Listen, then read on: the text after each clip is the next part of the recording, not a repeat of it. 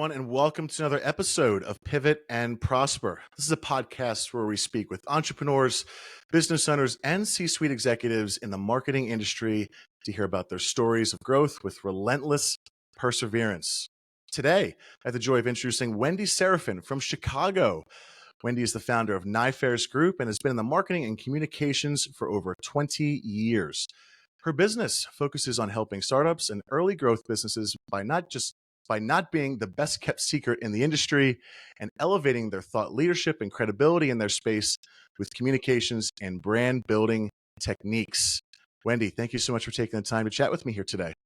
Thanks, Joe. It's great to be here. Awesome. Let's get kicked off here, learn a little bit more about you. I know we chatted a good bit before I pressed the record button, and I'm excited to share, your experiences and a few things that we kind of hit off with everyone who's watching and listening here. So talk to me about one of my favorite questions here. What was the spark that first got you interested in this industry? Yes. Yeah. So I would say the spark was working directly with executives and CEOs. Now, getting in that space and doing that early on is hard. For me, really connecting with leaders directly and listening to them, listening to how they think, how they approach problems, how they look at risk is all just incredibly inspiring and helpful when you are in a marketing or communications capacity, particularly if you're leading that function or you're being that counsel to those C-suites. There's just something that you get, whether it's through just being in a room with them, hearing them on meetings, having them talking to their team, driving, conversations with customers, that really then I listen from a communications marketing perspective on where there's opportunity, where there's interesting ways that we could build an interesting narrative or a campaign of some sort, because you don't get that just in any other capacity. So that was the spark in terms of just being able connected to that level of intellect and just expertise out of the gate makes you be able to do your job so much better.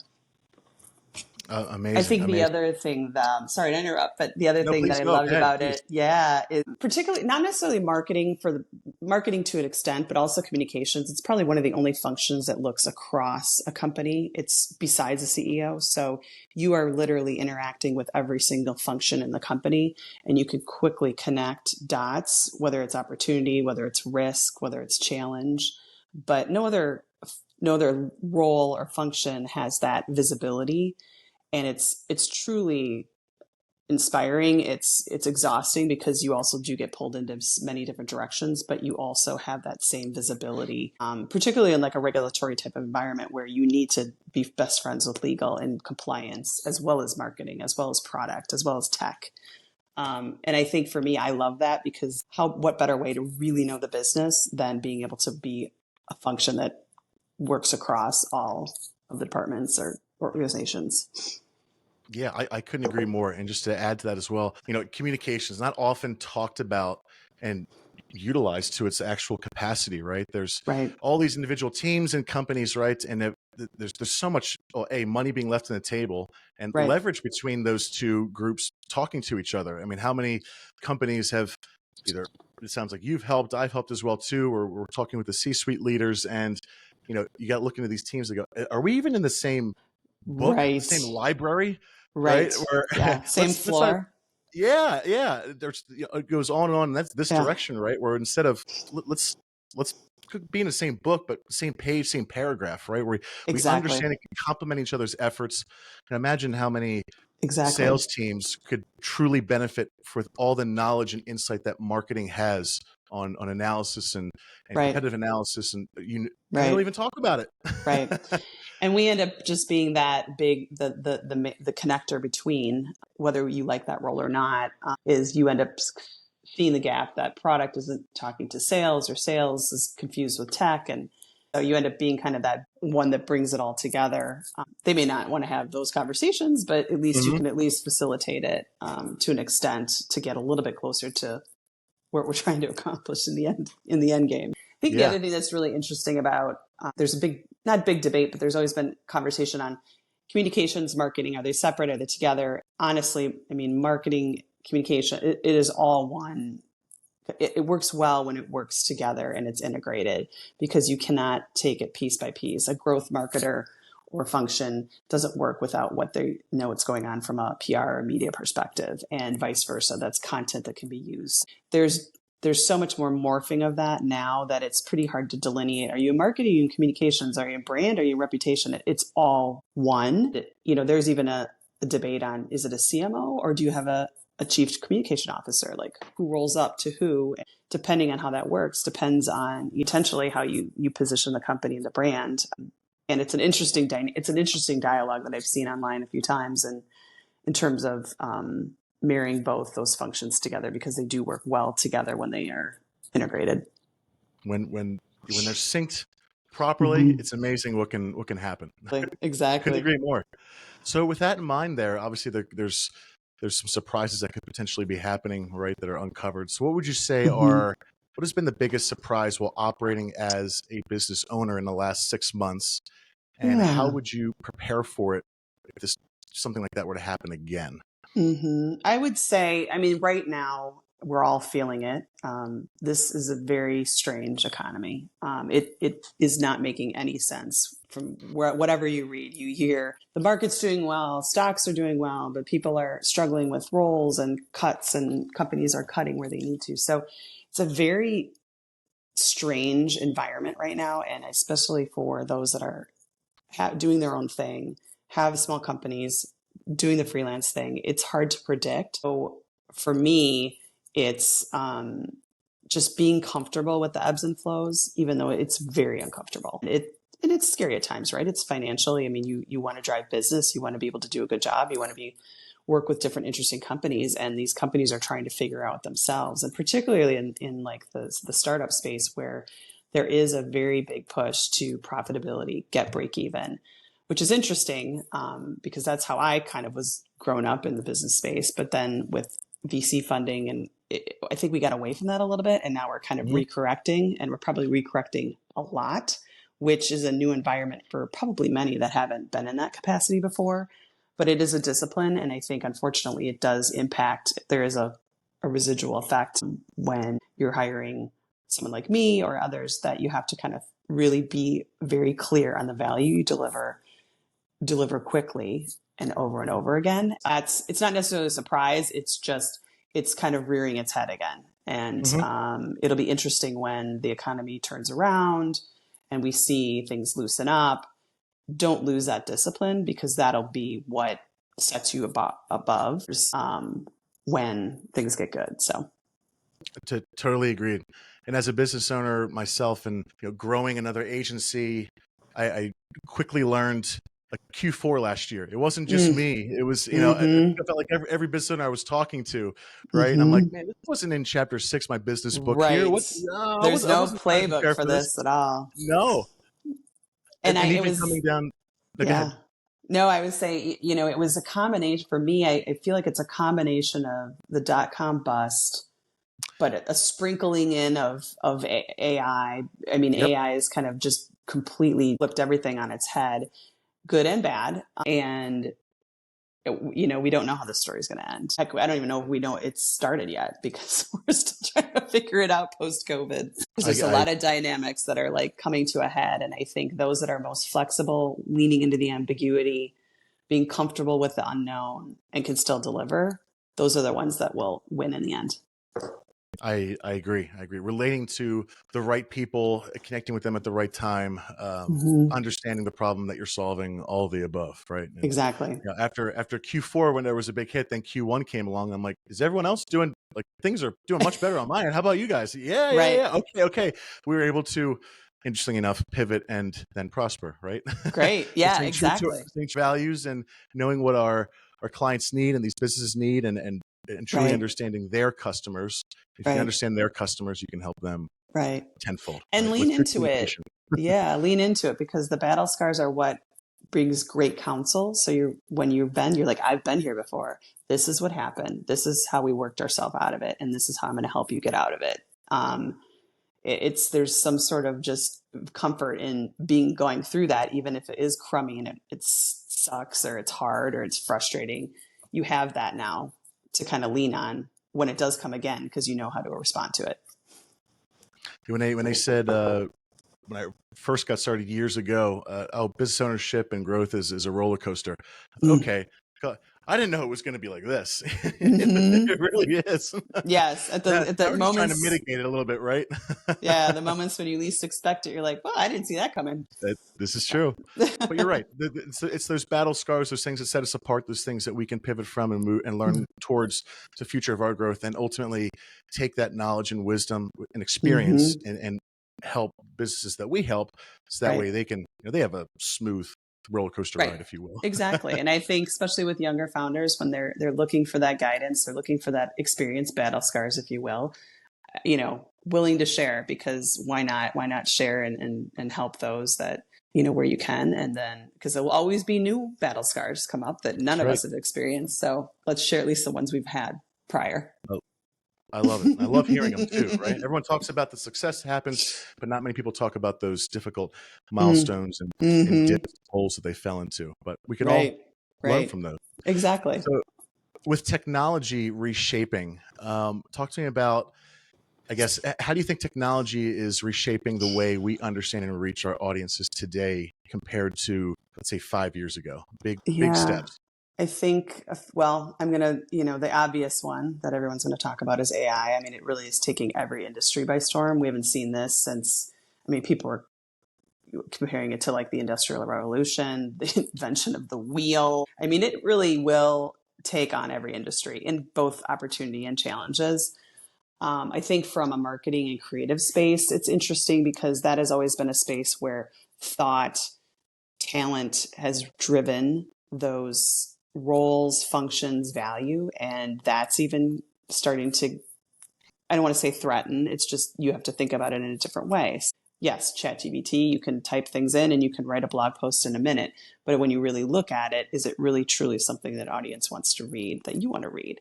Now it helps you get things done faster, maybe more volume, but there still is that thought process, talent, perspective that is very critical, that I think learn the technology, play with it, see where you can augment it, but it's not going to replace. It will help get things done quicker and probably in ways that it'll just make you more efficient and you can work on really high valuable work. My concern is that some of that work that AI can do may impact entry level and foundational skills that folks that are just entering into a career, say in marketing and Hmm. communications, brand, those are some building skills that they need. And I do not want AI to take that away from them because they need to be able to build that up as well. So I think as leaders and as folks that have been around, just being very thoughtful in how you help set up the success for the next generation of marketers, because it's very easy to say, I can just chat GBT this. I can just throw this in my Hear it all the PowerPoint. time, right? My PowerPoint is done. I go, but there's thought process around creating the slide deck. What's the pitch deck? What's the flow? How's the narrative? ChatGPT can maybe get there, maybe, but you need to create that muscle and that synapse in your brain to like really do it well. So then so you can move up. So that's my bigger concern, is that I don't want it to hurt new generations of folks. I also think data, we have so much data, and it's almost interesting to the point where like, do we have too much data? Are we overly extending data to rely on it so much that we forget to kind of, again, the human element, like why people buy, why people gravitate to certain brands? And it's not because you sent them 5 different emails follow up because you click buy on your website. It was funny because I was listening to a podcast with Patagonia, great brand, right? I mean, they just know. It's just fascinating to hear Yep. some of their philosophies. And the social media woman was saying, we've gotten really, is it too much data? Do we have too much, to the point where you wouldn't run out of the store and ask that person why they didn't buy that pair of shoes down the street, but you have no problem sending them 3 different emails bothering them on why you didn't buy those shoes. Like, have we gotten too far down that pendulum and forgot why people, and the human connection of why people purchase and why people align with certain brands? So I think the 2 of these are going to be interesting as we watch. I would just tell folks right now, play with it, be aware of it, use it where you think it might provide value, but then also just eyes wide open where there are risks, and you want to just be careful and understand, what that means for either the discipline, the marketing functions, or how it's going to impact those that want to grow into this field. Very well said. And I couldn't agree more too. I think the key word you said there to kind of bring to the top again is creativity, and even like disruptive Mm-hmm. marketing, right? Right. Right. There's things that AI can accomplish at a low level. There's things accomplish at a high level. What can it do? What shouldn't you use it for? All the above. But that creative mindset where you feel like this is you're right. The human element of someone speaking with me, connecting with me, what that looks like, and even taking in, why do people buy? To solve a problem. Okay, well, what is out? Why didn't they buy? What other problems are there? What are the critical things, as opposed to shoving it down their throats? Connect with them as a, as not just a number, but as a human, right? And people can sniff it out now. They really can. You really can. And, I worked with a really talented founder, Alison Robinson, who founded the Mom Project. And she always, this always resonated with me. She's like, the brands that know it right, they're bought. They're not sold. Those are the ones that's the holy grail. You want to be a brand that's bought, not sold. And as simple as it is, it's spot on. I couldn't agree more. And I think Patagonia was one I brought up these in a podcast I heard, maybe we heard the same one not that long ago, a couple months back. And I was talking about them and how they really know their audience. Yes. Them and Spotify were the two I talked about. They know their audience so well that it feels like, they're with you. Absolutely. And what's interesting about Spotify, and I think this is the other thing that I would push with marketing and technology, is don't assume the channel is the channel you think it should be. So people will be like, oh, Spotify, right? I want to sponsor podcasts and do ads in the different playlists.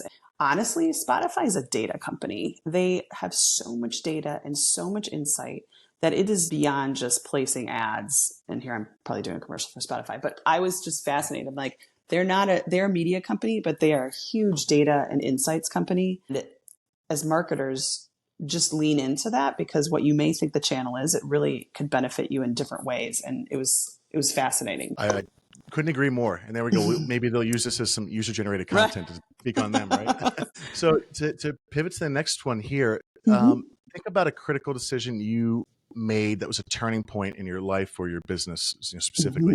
If you had chosen differently, where would you or your business be today? What was that critical thing, you think?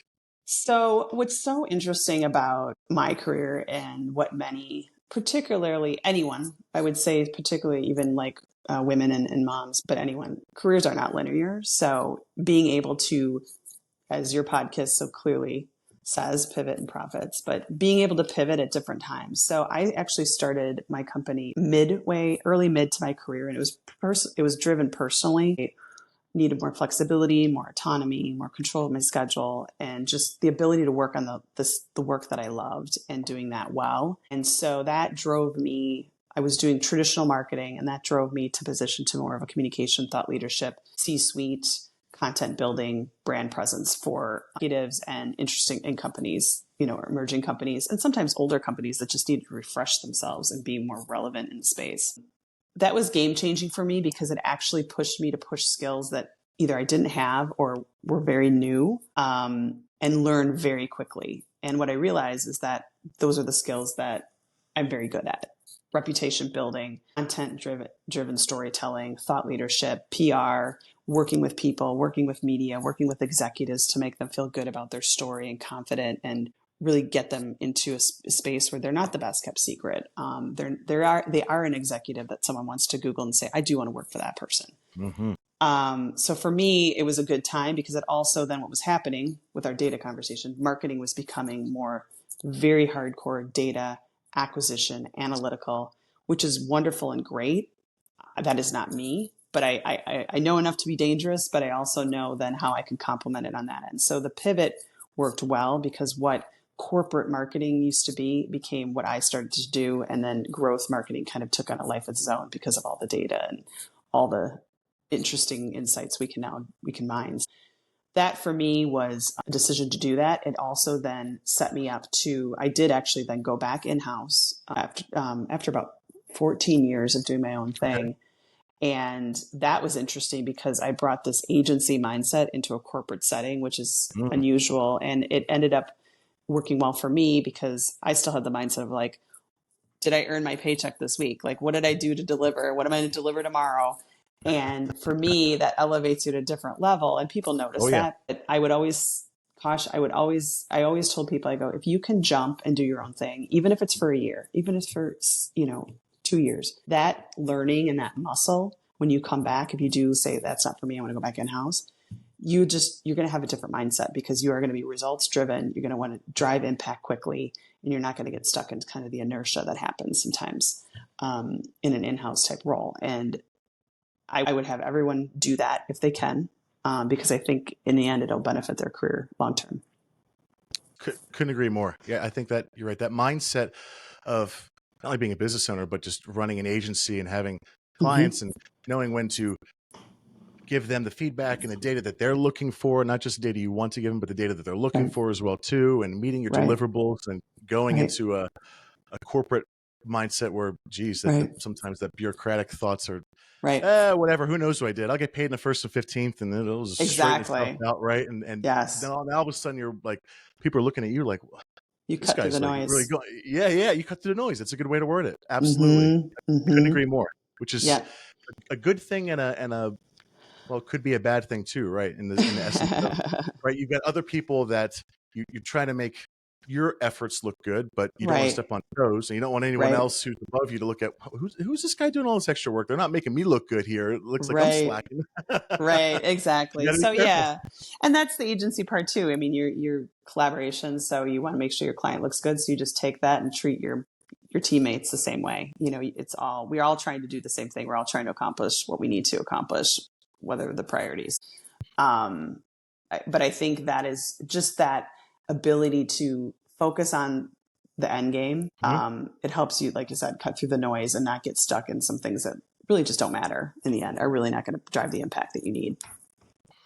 Couldn't agree more. I love it. Very well said. I agree. I'll definitely take some snippets out of all of that and use those. But well said. So I know we talked about AI and some brand building stuff and connecting with people. And leveraging off of that or anything different, looking into the future, what emerging trends do you believe will redefine the industry in the next 10 years? And we kind of touched on this a little while ago, but I think, obviously AI is going to create this pivotal moment in time.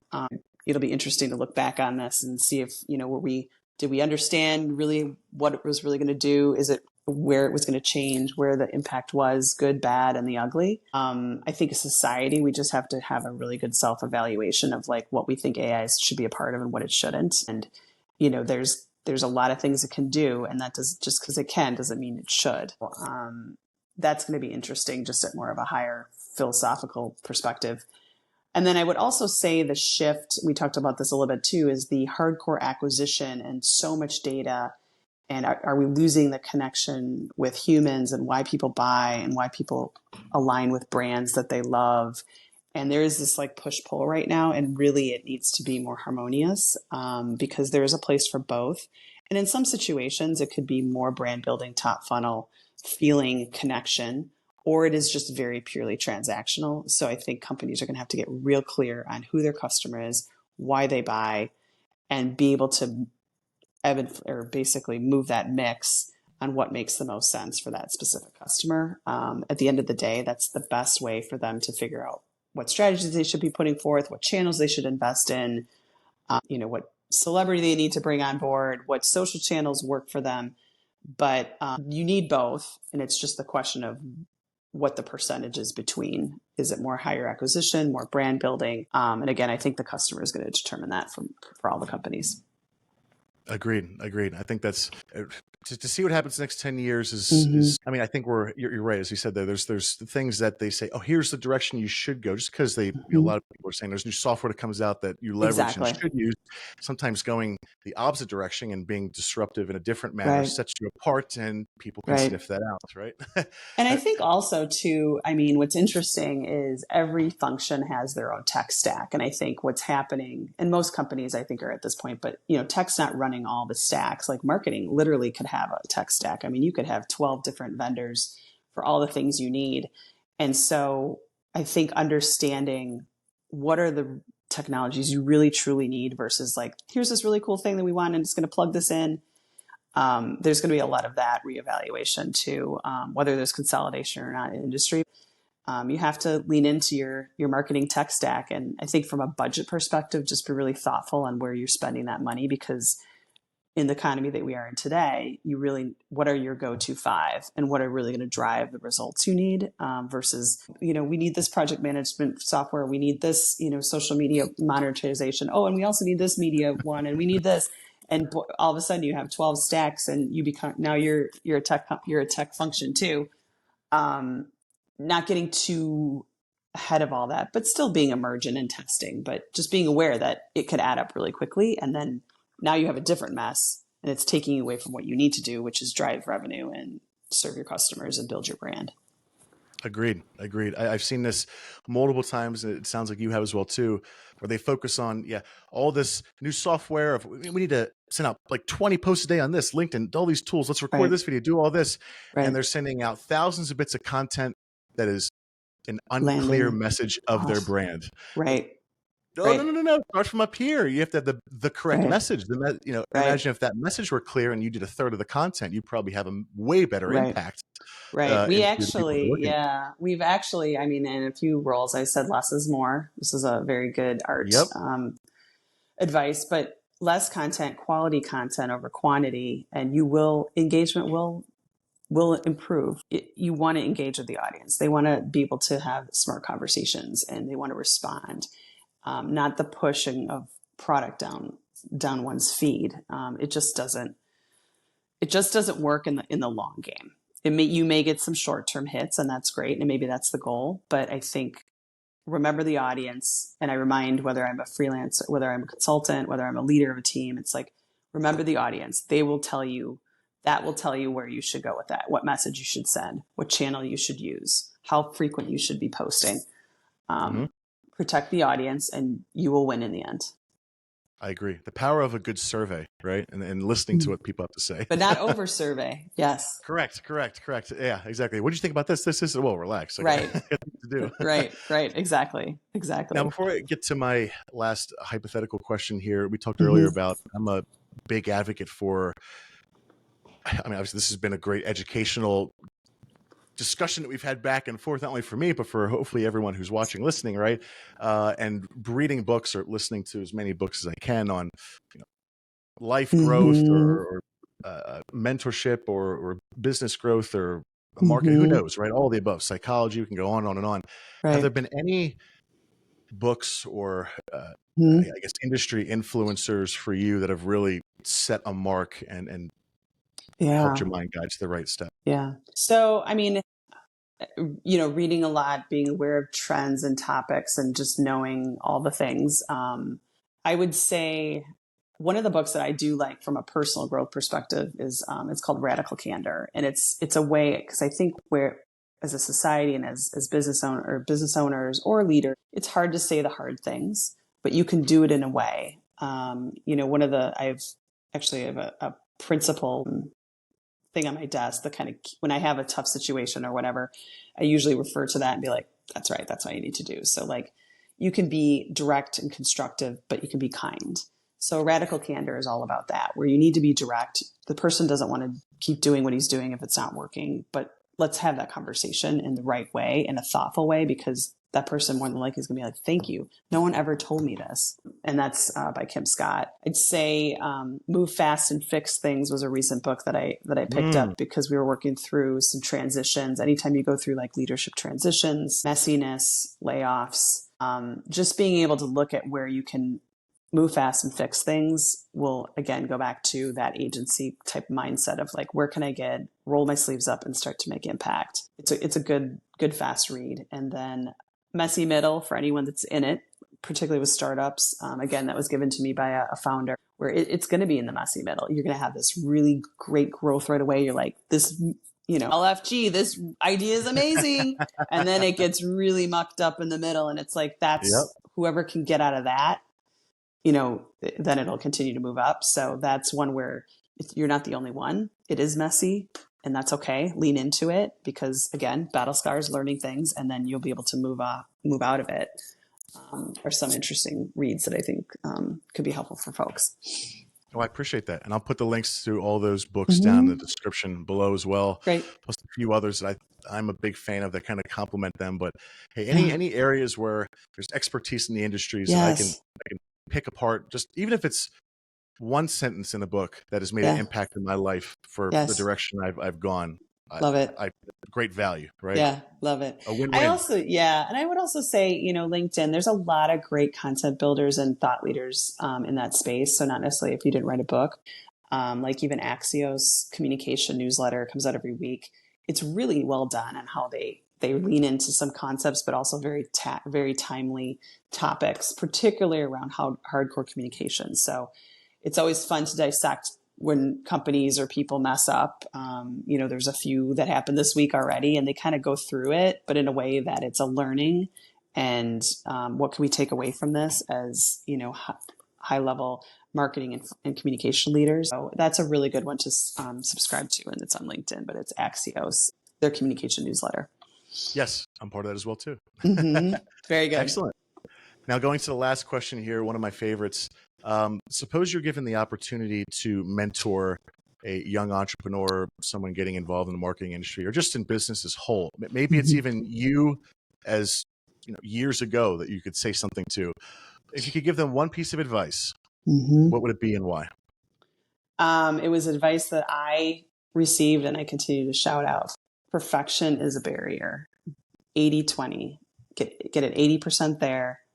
The extra 20% is not worth the effort, and continue to move forward. So get it to be good enough, which a lot of folks, especially if they're overachievers, that's really hard advice, but it is so true. It will hold you back if you are just constantly driving for perfect, because it's impossible to get.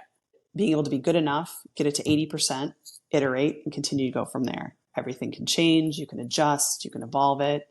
You can stop it, start it. Nothing's permanent. And once you kind of get that mindset, it's very freeing, and you give yourself some grace, because when you get it 8% and it fails, just fail fast and keep going. But giving yourself that grace to not assume that you have to get perfect, because it's unachievable. You will see and you will do better, whether it's your mindset, whether it's how you approach a problem, start a new company, a new idea. That will be very helpful to you in the long run. Well, now I would say that is so powerful in hearing that. That'll be a new thing at my top 3 list of things that go through my head now, because it's so true, right? We, as marketers, there's, why did we start our business? And it's, we're good at one piece of marketing and we have great experience in other areas of marketing.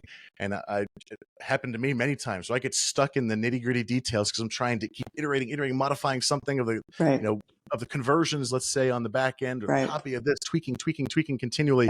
And is it revenue generating activity? Or am I just tinkering to tinker to try and make something perfect where it's never going to make it perfect? It's not possible, as you mentioned. No, exactly. And it's probably very, very good. And I think that's freeing for people to be like, it's okay. Take that extra time and put it towards something else that, to your point, will be revenue generating, value driven, that type of thing.